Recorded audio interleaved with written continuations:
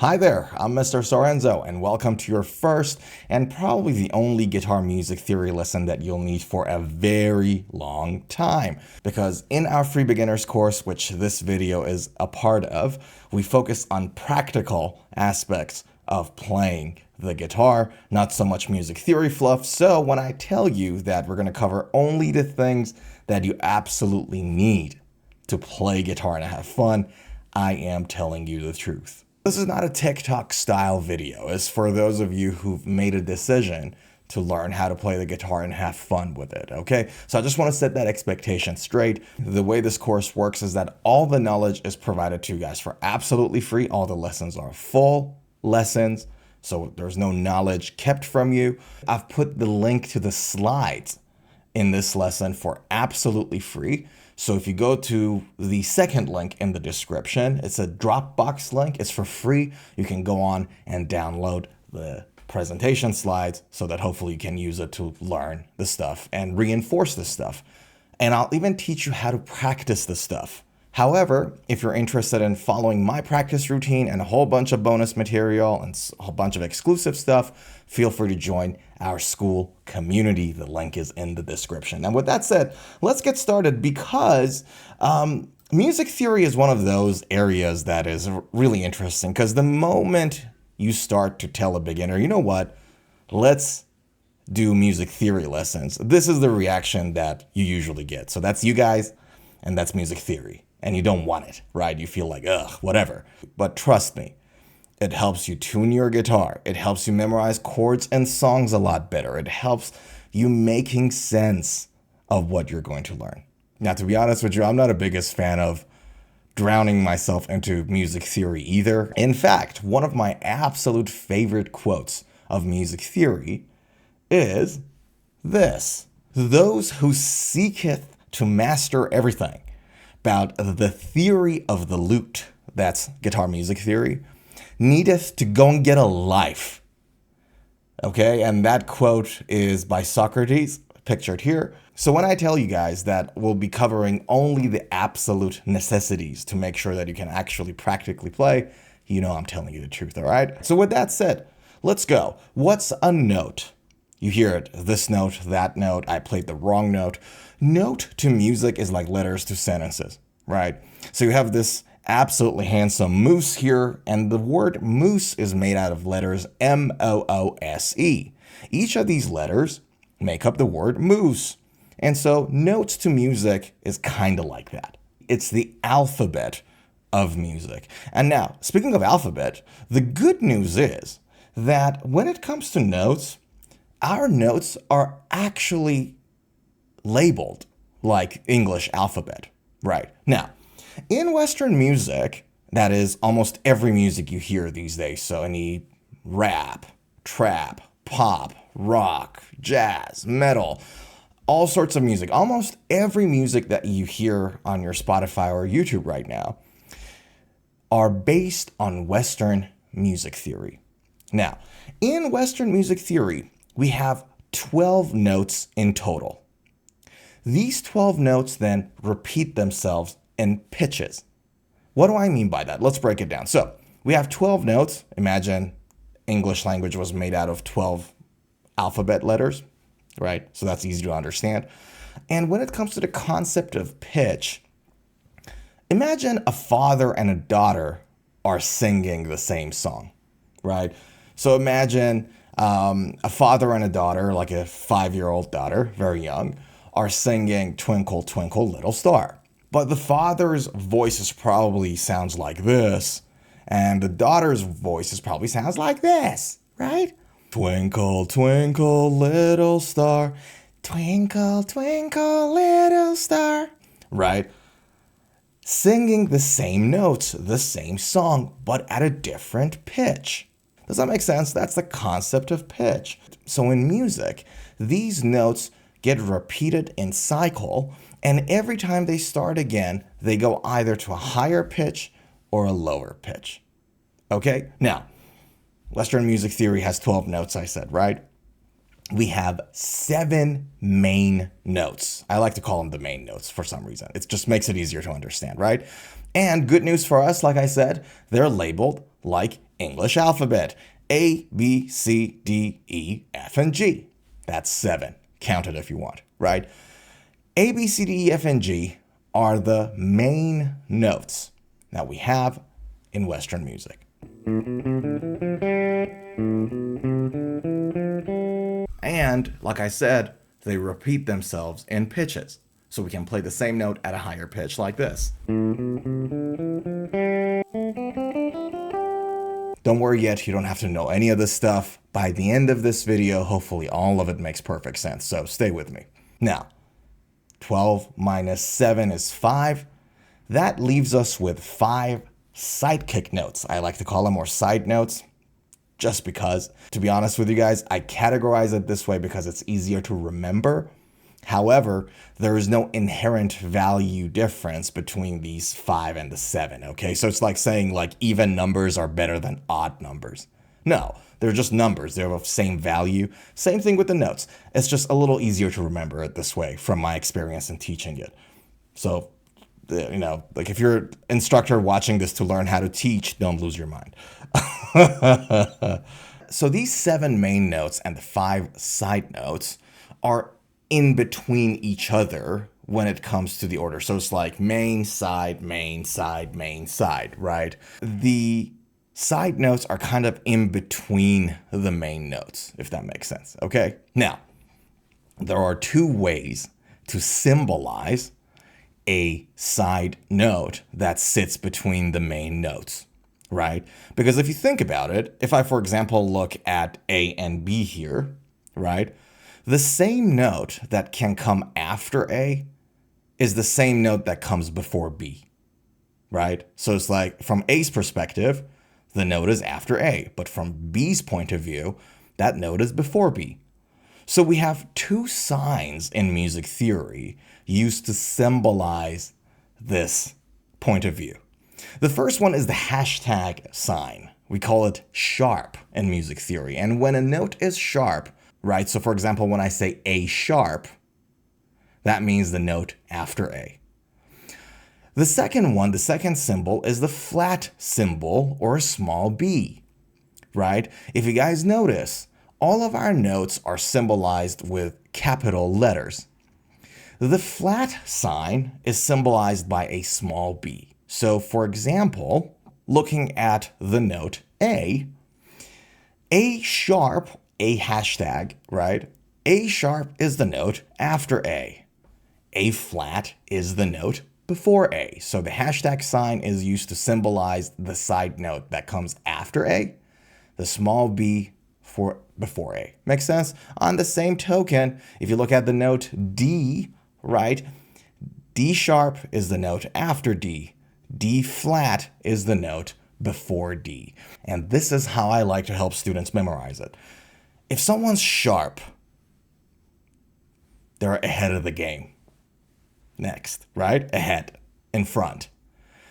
If your tires are flat, your car tires are flat, you're going to fall behind, right? Because you're going to be slower. So it goes behind. So that's how I like to memorize it. Hopefully that'll help. Sharp means after, flat means before. So now, here we're left with a bit of a dilemma. So for example, looking at that note between A and B, do we call this the A sharp? Or do we call it the B flat? Which perspective is correct? And the reality is both are, right? So A sharp and B flat are the same notes. Now you might ask, well, hold on a second. If they're the same notes, why the heck are we naming them differently? Look, it's stupid, to be fully honest with you, right? From music theory's perspective, from which note's point of view you're looking at a note matters. But for our intents and purposes right now, treat these notes like how you treat the Olsen twins, right? For all intents and purposes, they're the same. So the best way to practice this, and this is one of the many practices that we have in our school community, is to write these down. Don't just look at them and try to memorize them. Write them down. A, B, C, D, E, F, G, with gaps between each 2 notes, and then use the flat and the sharp signs to identify which note is there in between, okay? Something like this. So if I put this all together, You got A, and then you got A sharp, B, B sharp, C, C sharp, D, D sharp, so on and so forth. Same with the flats, A flat, B, B flat. So you can identify all the notes in between. If I put it all together, it kind of looks like this, right? And the reason I have the red circles here is because now we know that A sharp and B flat are the same notes. B sharp and C flat are the same notes. All of these are the same notes, right? But if you counted, so starting from A, and we're going to ignore G sharp and A flat here because it's already there at the end, right? Remember, I said everything is in circles. But if I start from note A, that's 1, 2, 3, 4, 5, 6, all the way to 14 notes. But if you remember, one of the first things I told you at the beginning of this video was that we have 12 notes in Western music, not 14. So what is going on here? Well, here's where the exception kicks in. And it's so easy to remember. I got this mnemonic to teach you to remember this. But in our music theory, there are no notes between B and C and E and F. So that takes 2 notes out. 14 minus 2, that's 12. Now, why isn't there a note between B and C and E and F? Because F it. We don't know. Nobody cares. It is how it is, right? Why? Because B, C, F it. Does that make sense? So this is like a very easy mnemonic to hopefully help you to remember the notes that there is no notes in between them, right? So there are no notes between B and C and E and F. They come immediately after each other, right? So if I go back and look at it all together, and just to make the page a little cleaner, I'm just going to put the sharp notes in here just for ease of seeing it, okay? You notice that there are no notes between B and C and E and F. They come immediately after each other. So if I count 1, 2, 3, 4 all the way, you realize that there are 12 notes here now. Means that we don't have a note called B sharp or C flat or E sharp or F flat. Does that make sense? There is no note between B and C, so B sharp doesn't exist. C flat doesn't exist. There are no notes between E and F, so E sharp doesn't exist. F flat doesn't exist. Now, somebody might come and say, oh, look, you know, B sharp is like C, right? I mean, or C flat is B. Or E sharp is really just F. Yeah, fine. You know what? Tomato, tomato. Dice it however you like it. But the bottom line is that we call those notes B and C, and there is no B sharp or C flat, and same thing there, okay? Because F it. B, C, E, and F. Got it? All right, this is getting fun. Now, put what we just learned to practice. Your guitar, in all likelihood, has 6 strings. And I say in all likelihood because vast majority of guitar is a 6-string instrument. We do have 7, 8, 9 strings as well, right, that are there. Especially metal players like to use those. I have a 7-string guitar at home. I'm happy to show you guys in a second. But 99% of the guitars right now are 6-string. Guitar is a 6-string instrument, right? The question now becomes, okay, if we're just to play these strings, pluck these strings, without holding any of the frets here, right? So it's just an open string hit. What notes are we actually playing? And these are the notes. So this is a really nice diagram I got here. So this dark line here, dark thick gray line, is for the guitar nut. If you guys don't know what I'm talking about, go back and watch the guitar anatomy video earlier in the course. Again, it's for free. It's on the same playlist. Check it out. There's some good knowledge there. But this is symbolizing the nut. And each of these circles symbolize the fret that you hold to play different notes on the same string, right? So these are all different frets, these spaces that you press down on your guitar fretboard to play each note. So the first string is your E string because you play the note E. It's the thinnest string. The second string, so the second thin string, is the B string. You play it, you play the note B. Then you have the G string, no pun intended. And you have the D string, that's your string number 4. Then you have A, and then you have your low E string. So we call this one the low E string, the 6th string, and we call this one the high E string because this E string is on a lower pitch, therefore low E string. This one is called the high E string because that E is at a higher pitch. The right way to say is like it's 2 octaves higher. Let's just keep it simple for now, okay? So now pause the video, go and pick up your guitar now, and hold your guitar correctly. Again, if you don't know how to hold your guitar or how to hold your pick, go back and watch an earlier video in this course where we talk about how to hold your guitar right, how to hold your pick right, and all that jazz. So pause the video, pick up your guitar. I hope you have already. Now, if we're to apply what we just learned here, this is your low E string. So that was a 6th string, your low E string, the thickest one. Now going to the 5th string, the note A. Check this out. So now if you play the 4th string with me, that's the note D. The next note, the 3rd string, is the note G. The note after is the note B. And the 1st string is your high E. If you put your pick down for a second and use your thumb and your pointing finger like this and play your 6th and 1st string together like that, you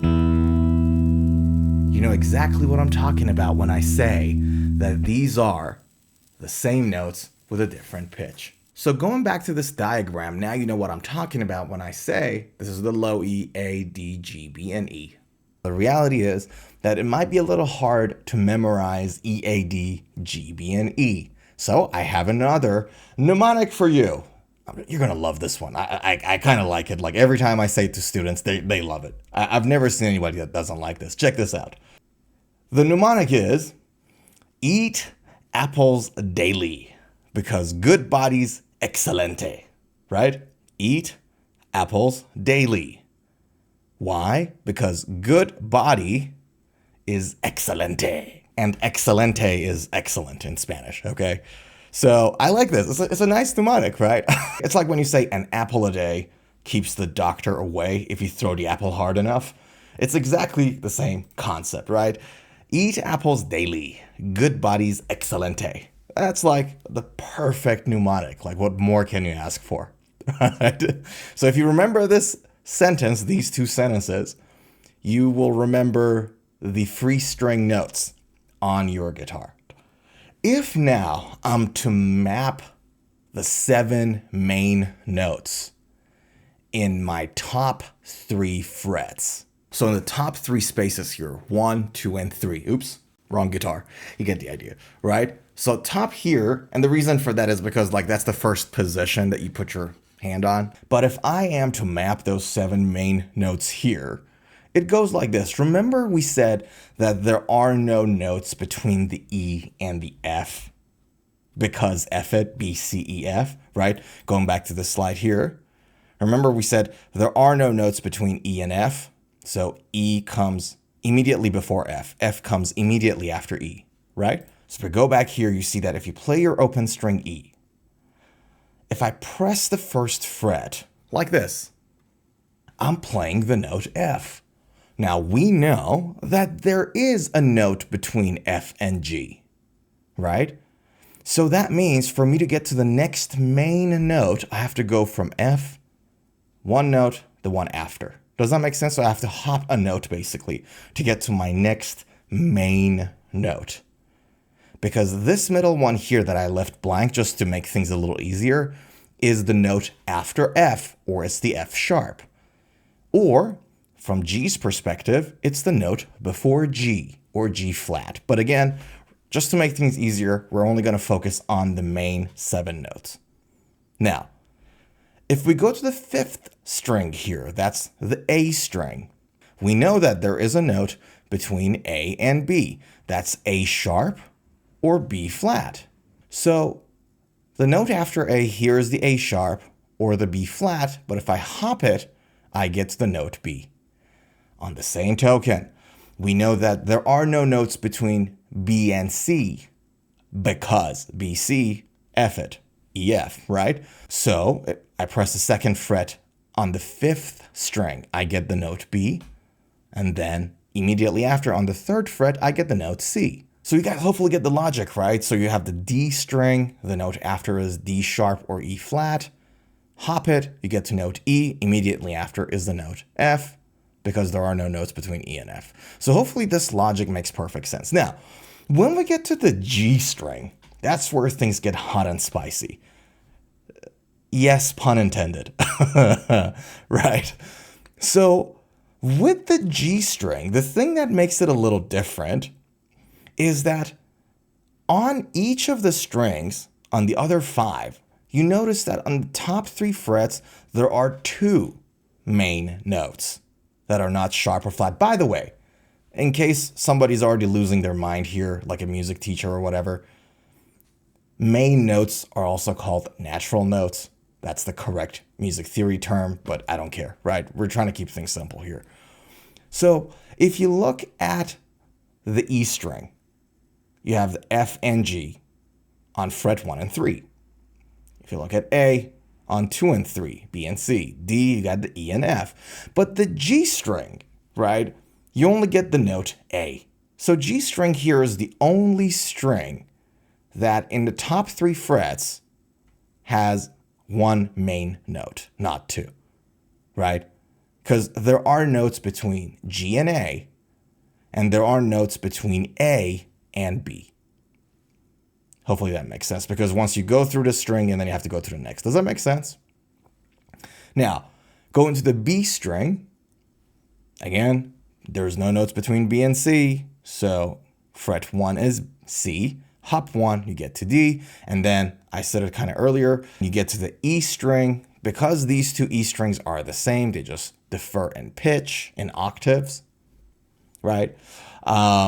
It's exact same progression, it's exact same positioning as the 6th string. So that's hopefully easy to remember. So with that said, let's pick up your guitar, and what we're gonna do, we're gonna literally play what we just saw here on the guitar. So pick up your guitar again. Let's go. Going back to what we just learned, and I want you to do this with me because, again, in the guitar world, just looking at something and trying to memorize it doesn't work. You actually have to do something to remember, to memorize, right? So think of it like this. If I play the low E string, the one on the very left side of the page, the thick one at the top, right here, right? That's my low E string, the 6th string. If I play it like an open string, it sounds like this. Right? If I push the 1st fret, have a look at the diagram, that's the note F. So, right? I'm going to skip the middle note here because I know that's F sharp or G flat. But if I go to the 3rd one and I'm going to use my 3rd finger to press it, that's the note G. Hopefully that makes sense. Now if I go to my 5th string, open string A. Now if I press the 2nd fret, that's B. If I press the 3rd fret, that's C. You guys now know what we're talking about. Okay, now go to the D string. That's the 4th string down there. Look at it. Find it. Good. Play an open string D. Should sound like this. Now if you press the 2nd fret, that's the note E. And if you press the 3rd fret, that's the note F. Okay, now let's go to the G string, my favorite. Why do I have to always do this? But if you go to the G string, that's your 3rd string, right? Open string sounds like this. Play it. Okay, now press the 2nd fret. Play it again. Should sound like this. All right, let's go to the 2nd string. That's your B string. Play it. 1st fret is note C. Good. And then the 3rd fret is note D. I should find a joke for the B string and the other strings. And then you have the first string, your high E string, and the good news is it's exactly like the low E. They're the same notes. So that's your high E, that's your higher F, and the third fret is the G. And that's really about it. That's all I needed you to know in this lesson. That's where it all boils down to. So it's pretty easy, right? Like a few more reps and you should be okay. So I've taught you the concepts. I've told you how to practice the stuff. Hopefully you'll practice them. If you want to use my practice materials and my routine, join our Skool community. There we have heaps of material, heaps of practice stuff. So this is guided practice stuff. So you don't have to make up your own routine and schedule yourself and all that jazz. All this stuff, all that work is done for you, is really convenient.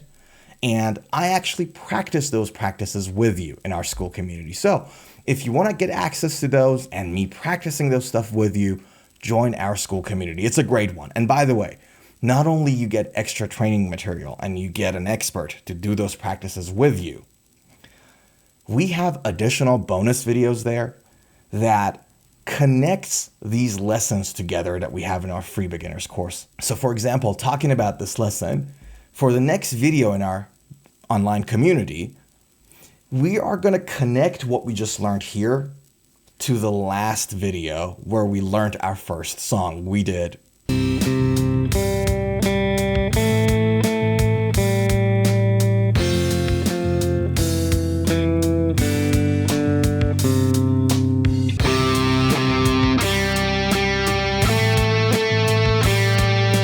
and the members in our Skool community got access to all those backing tracks. So when they're playing that Twinkle Twinkle Little Star song, they're actually playing it with real recording of real instruments in the background. So you get the connections and you get the practice material, and hopefully that'll supercharge you into just learning the guitar faster and have fun with it faster, man. Oh, and last thing, we have free live streams every week where I just go live, literally live on YouTube and on Twitch. And we talk all things guitar. You guys come and ask me questions. We review guitars. We discuss guitar news or music news. And it's for you guys to come in and talk to me. It's for you to come in and ask me your questions. So it's there for you if you want to take advantage of it. It's for free. It's on YouTube. It's there. So if you want to know when we go live, or if you want to see our new videos as I post them online to show on your home screen on YouTube, subscribe to the channel. And thanks for hanging out. And remember, good practice makes perfect. I'll see you in the next video.